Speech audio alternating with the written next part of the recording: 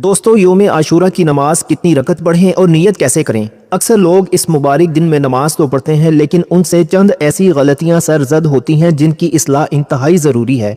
आज की इस तफसीली गुफ्तगू में हम उन तमाम पहलुओं का निहायत गहराई से अहाता करेंगे कि योम आशूरा के नवाफिल की नियत कैसे करेंगे, क्या उनमें कोई ख़ास सूरत पढ़ना लाजमी है, क्या इनमें कोई और सूरत पढ़ सकते हैं या नहीं, योम आशूरा की नमाज का वक्त कब शुरू होता है और कब तक रहता है, और इसका सबसे अफजल वक्त कौन सा है, और इस दिन की कितनी रकतें अदा की जा सकती हैं।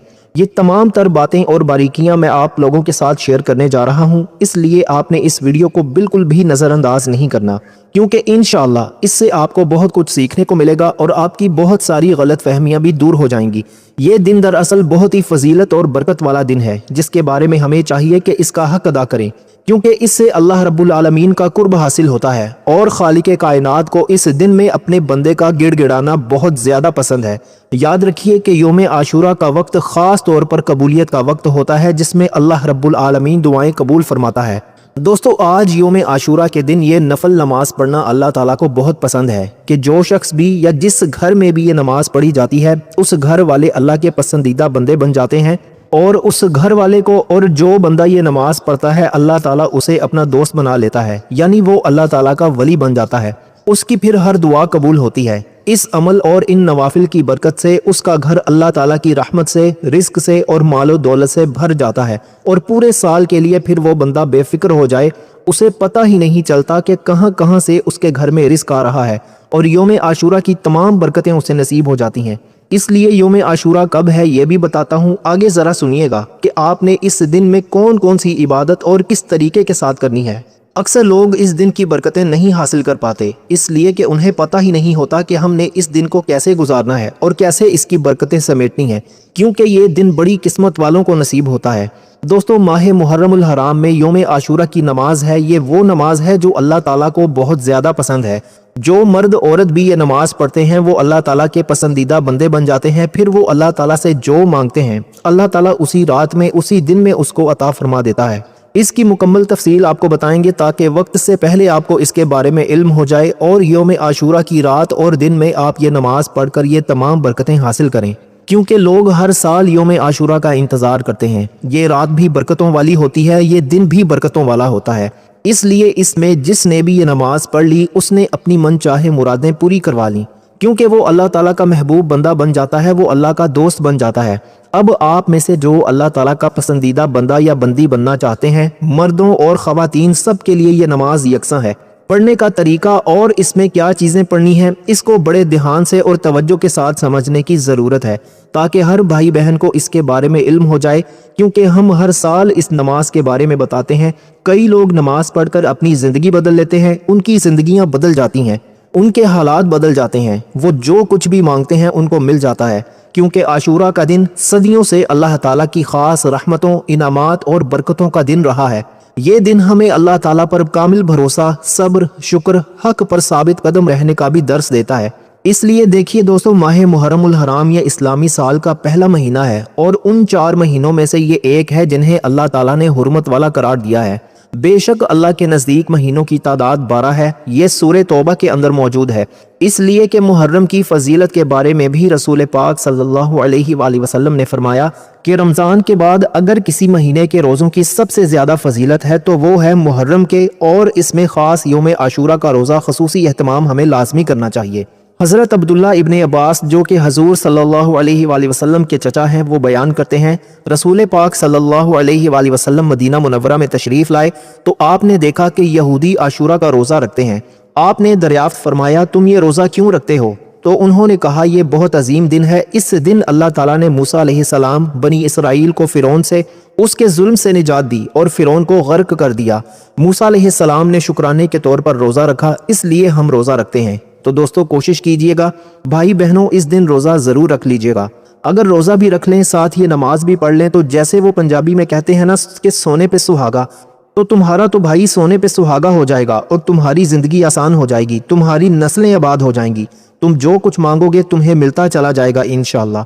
اس لیے اس دن کو غفلت میں سستی میں نہیں گزارنا۔ میں کہتا ہوں کہ کچھ نہ بھی کر سکیں تو یہ نماز پڑھ لیجئے گا اور کوشش کر کے روزہ رکھ لیجئے گا، پھر دیکھیں کہ پورا سال کیسے بہاریں ملتی ہیں، کیسے انعامات کی بارش ہوتی ہے، کیسے تمہارا گھر مال و دولت سے بھرا رہتا ہے، کیسے انوار و تجلیات تمہارے اوپر برستے ہیں۔ اس لیے کہ پھر آپ نے جب عاشورہ کا دن اس طرح گزارا جو نماز میں آپ کو بتانے لگا ہوں، کہ سب سے پہلے یہ بات ذہن میں رکھیے گا کہ آپ نے کتنی رکعتیں پڑھنی ہے۔ آپ نے میرے بھائی 2 رکعتیں کر کے نماز پڑھنی ہے۔ دیکھیں امام علی مقام حضرت امام حسین رضی اللہ تعالی عنہ نے بھی کربلا کی سرزمین پر نماز ادا فرمائی۔ جب آپ یہ نفل نماز پڑھیں گے تو پھر اس کی برکتوں کا اندازہ ہی نہیں کہ کتنی برکتیں آپ کو ملیں گی۔ اب میں سب سے پہلے 2 رکعت نماز پڑھنے کا طریقہ بتاتا ہوں، پھر آگے جو بھی رکعتیں آپ نے پڑھنی ہے ٹوٹل تعداد بھی بتاؤں گا، طریقہ کار بھی، نیت بھی، ایک ایک چیز، ایک ایک جز، ایک ایک حصہ آپ کو سمجھاؤں گا تاکہ کوئی بھی بہن بھائی اس دن کی برکتوں سے محروم نہ رہے۔ کیونکہ یوم عاشورہ یہ صرف ایک تاریخی دن نہیں ہے بلکہ ایمان، صبر، شکر پر توکل اور حق پر ثابت قدم رہنے کا عظیم پیغام بھی ہے۔ یہ دن ہمیں یاد دلاتا ہے کہ اللہ تعالیٰ نے اپنے نیک بندوں کو کبھی تنہا نہیں چھوڑا۔ آزمائش دوستو ضرور آتی ہے مگر اس کے بعد اللہ تعالیٰ کی مدد بھی ضرور آتی ہے۔ اس لیے ہمیں چاہیے کہ ہم اس دن کی برکتوں کو سمجھیں، کیونکہ سب سے مشہور اور صحیح حدیث سے ثابت ہے جو میں نے آپ کے سامنے ذکر کیا ہے یہ واقعہ کہ فرعون نے موسیٰ علیہ السلام بنی اسرائیل پہ بے شمار ظلم کیے تھے۔ جب اللہ تعالیٰ نے موسیٰ علیہ السلام کو اپنی قوم کے ساتھ مصر سے نکلنے کا حکم دیا تو فرعون اپنے لشکر سمیت ان کے تعاقب میں نکل پڑا۔ آگے سمندر تھا، پیچھے فرعون کا لشکر۔ بنی اسرائیل گھبرا گئے اور کہنے لگے کہ اب تو ہم پکڑے جائیں گے۔ موسیٰ علیہ السلام نے پورے یقین کے ساتھ فرمایا ہرگز نہیں، بے شک میرا رب میرے ساتھ ہے، وہ ضرور میری رہنمائی فرمائے گا۔ اللہ تعالیٰ نے حکم دیا کہ اپنا عصا سمندر پر ماریں۔ دوستو سمندر پھٹ گیا، راستہ بن گیا، حضرت موسیٰ علیہ السلام اور ان کی قوم محفوظ گزر گئی، جبکہ فرعون اور اس کا لشکر سمندر میں غرق ہو گیا۔ اس نعمت کے شکرانے میں موسیٰ علیہ السلام نے روزہ رکھا۔ رسول پاک صلی اللہ علیہ وآلہ وسلم بھی اس دن روزہ رکھتے اور روزہ رکھنے کی ترغیب بھی دیتے۔ نوافل ذکر و اذکار پڑھنے کا حکم دیا گیا۔ تو اب آپ نے سب سے پہلے آپ نے 2 رکعت نماز نفل اس طرح ادا کرنی ہے کہ میں نیت کرتا ہوں یا کرتی ہوں، مرد بھی عورت بھی اس میں جو چیزیں ہیں وہ بالکل اسی طرح یعنی کہ سیم ادا کریں گے۔ دوستو میں طریقہ کار نیت سے شروع کر رہا ہوں، توجہ کے ساتھ سمجھنا ہے۔ اب دوستو کیونکہ آپ یہ نوافل پڑھیں گے، نوافل کے بعد ایک خاص عمل جو اس دن کا سب سے اہم عمل ہے جس کے کرنے سے آپ پورا سال رزق کی فراوانی میں رہیں گے انشاءاللہ۔ آپ کے گھر سے رزق ختم نہیں ہوگا، آپ کے گھر سے دولت ختم نہیں ہوگی، آپ ہمیشہ مالا مال رہیں گے۔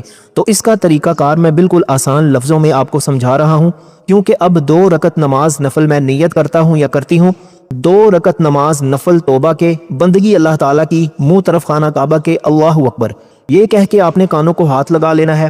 اس کا دوسرا طریقہ بھی ہے نیت کرنے کا کہ 2 رکعت نماز نفل صلاۃ التوبہ، بندگی اللہ تعالیٰ کی، منہ طرف خانہ کعبہ کے۔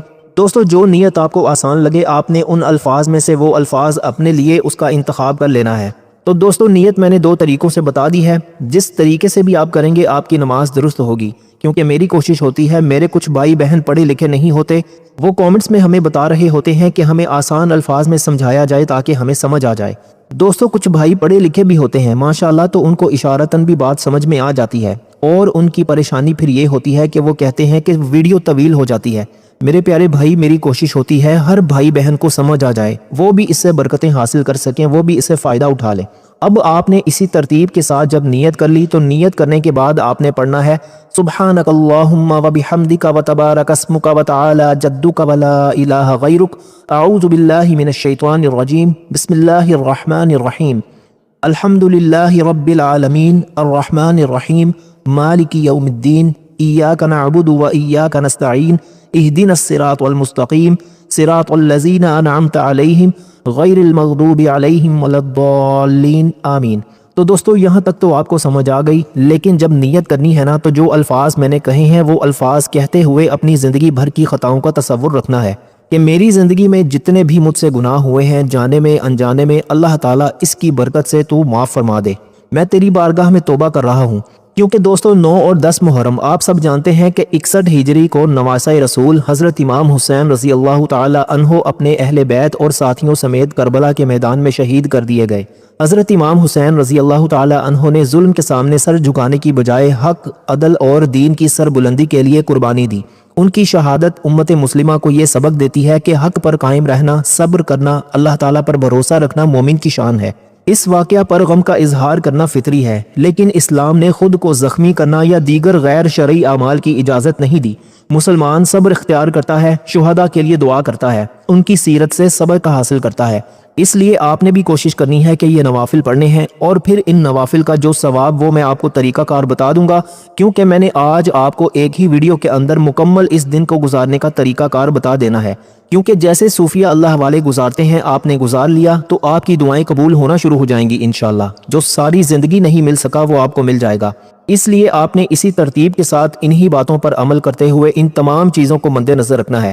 اب اسی ترتیب کے ساتھ جب آپ یہ پڑھیں گے تو جہاں تک آپ نے وَلَضَّالِّین تک آپ نے پڑھ لی، اس کے بعد آپ نے اس کے اندر کیا صورتیں پڑھنی ہیں، کون سی صورت پہلے پڑھیں گے؟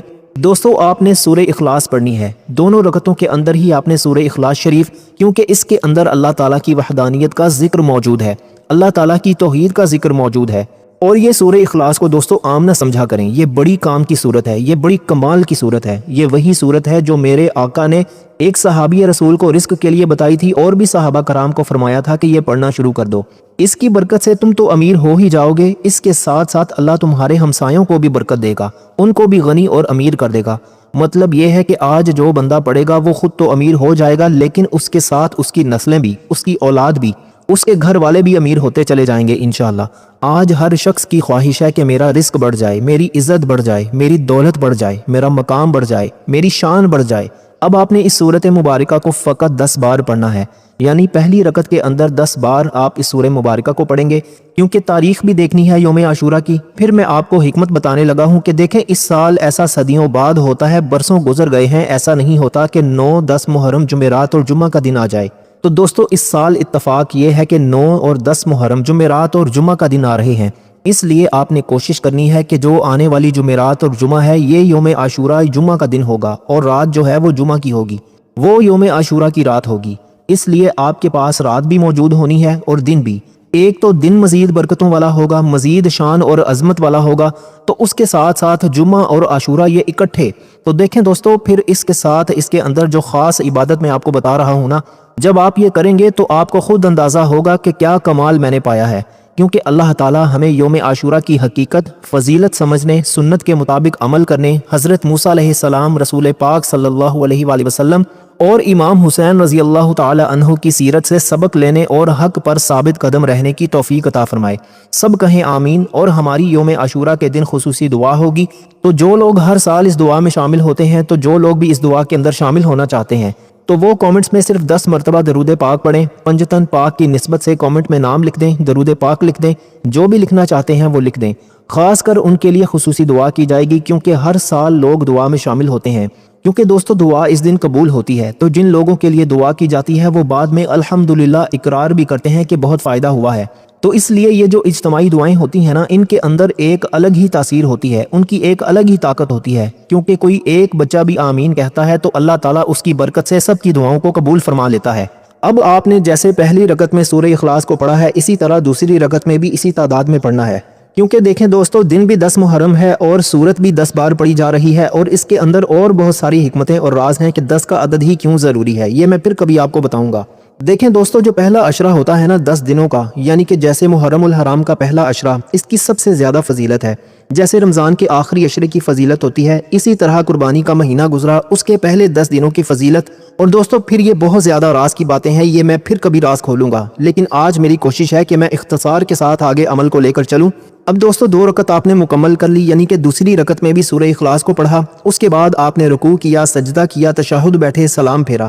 سلام پھیرنے کے بعد اب آپ نے وہیں اپنی جگہ پر بیٹھ کر 100 مرتبہ یہ تسبیح پڑھنی ہے، یعنی کہ یہ جو عبادت ہے کوشش کرنی ہے کہ یہ عبادت کرنے کے دوران آپ کسی کے ساتھ کلام نہ کریں، گفتگو نہ کریں، یہ مختصر سا عمل کر کے، مختصر سی عبادت کر کے اللہ کے حضور پہلے مانگ لیں، جب مانگ لیں گے تو پھر اس کے بعد آپ جس سے چاہے کلام کر لیں، تاکہ آپ کو اسی دوران ہی سب کچھ عطا کر دیا جائے، اسی دوران ہی سب کچھ مل جائے گا انشاءاللہ، اسی دوران ہی رحمتوں کا نزول شروع ہو جائے گا، اسی دوران ہی آپ کی من چاہے مرادیں پوری ہو جائیں گی۔ تو اس لیے دوستو اب آپ نے اسی ترتیب کے ساتھ یہ تمام کام کرنے ہیں جو میں آپ کو عرض کر رہا ہوں۔ اب اس کے بعد آپ نے جو تسبیح پڑھنی ہے جس کا میں نے ذکر کیا ہے وہ کیا ہے؟ اس کے ذریعے اللہ تعالیٰ تمہارے گناہوں کو معاف فرما دے گا اگر سمندر کی جا کے برابر بھی ہوں گے۔ تو اس لیے دوستو جب آپ اس ترتیب کے ساتھ یہ کام کرتے ہیں نا تو پھر اس کی ترتیب کیونکہ انتہائی شاندار ہے، ایسی ترتیبیں ہر کوئی نہیں جانتا اور ہر کسی کو اس کے بارے میں علم نہیں ہوتا۔ یہ سینہ بسینہ کچھ چیزیں چلتی ہیں جو آج ہمارے تک پہنچیں۔ ہم برسوں سے، کئی سالوں سے لوگوں کو یہ بتا رہے ہیں اور لوگ اس پر عمل کر کے اپنی زندگیاں سنوار رہے ہیں۔ تو اب آپ اس ترتیب کے ساتھ پڑھتے چلے جائیں گے تو انشاءاللہ تعالیٰ برکتیں ہی برکتیں ملتی چلی جائیں گی۔ اب اس کے بعد جو تسبیح میں نے ذکر کی، جس کی تعداد میں نے بتائی، وہ تسبیح کون سی ہے؟ وہ تسبیح ہے سبحان اللہ و بحمدہ، سبحان اللہ العظیم و بحمدہ استغفر اللہ۔ کیونکہ دوستو اس میں اللہ تعالیٰ کی پاکی بیان کی گئی ہے اور یہ خاص تسبیح، اس کے ذریعے گناہ بھی معاف ہو جاتے ہیں، اس کے ذریعے رزق بھی ملتا ہے، اس کے ذریعے اور بھی بہت سارے انعامات ملتے ہیں۔ کیونکہ میرے آقا صلی اللہ علیہ وآلہ وسلم کی بارگاہ میں صحابی رسول آئے، میرے آقا نے ان کو ایک ایسی تسبیح بتائی اور فرمایا کہ تم اس کو پڑھا کرو۔ اس کی برکت یہ ہے کہ اب تمہیں دولت کے پیچھے بھاگنے کی ضرورت نہیں پڑے گی، دولت خود تمہارے پیچھے بھاگے گی۔ میرے پیارے بھائیوں، اب آپ اس کو پڑھ کر دیکھ لیجئے گا، تمہیں خود اندازہ ہو جائے گا۔ اب اس کے بعد پھر آگے 2 رکعت نماز نفل کی نیت کرنی ہے کہ میں نیت کرتا ہوں یا کرتی ہوں۔ جب یہ تسبیح پڑھ لیں تو فوراً کھڑے ہو جائیں۔ عورت ہے یا مرد، جو بھی بیٹھ کے پڑھنا چاہتے ہیں بیٹھ کے پڑھیں۔ مردوں کو چاہیے کہ کھڑے ہو کر پڑھیں گے تو ان کو دگنا ثواب ملے گا، یعنی کہ نوافل کا ثواب ان کو دگنا ملتا ہے۔ تو اس لیے بیٹھنے کی بنسبت کھڑے ہو کے، اس لیے کہ جب دوسرے 2 نفل کی نیت کرنی ہے تو اس میں یہ کہنا ہے کہ 2 رکعت نماز نفل بندگی اللہ تعالیٰ کی، منہ طرف خانہ کعبہ کے، اللہ اکبر۔ جب یہ نیت کرنی ہے نا 2 رکعت نماز نفل، یعنی کہ یہ نفل آپ کس کے لیے پڑھ رہے ہیں؟ اللہ تعالیٰ کی عبادت کر رہے ہیں، تو آپ نے اس سال ثواب کرنا ہے شہدائے کرب و بلا کو۔ 2 رکعت نماز نفل اصال ثواب شہدائے کرب و بلا کے، بندگی اللہ تعالیٰ کے، منہ طرف خانہ کعبہ کے، اللہ اکبر۔ اب آپ نے یہ 2 رکعتیں پڑھنی ہے۔ میں نے جو چیزیں آپ کو بتائی ہیں نا یہ بڑی اہم ہے، بڑی قیمتی باتیں ہیں۔ یہ ایک ایک چیز میں کہتا ہوں کہ آپ کے لیے کمال ثابت ہوگی جب آپ اس پر عمل کریں گے۔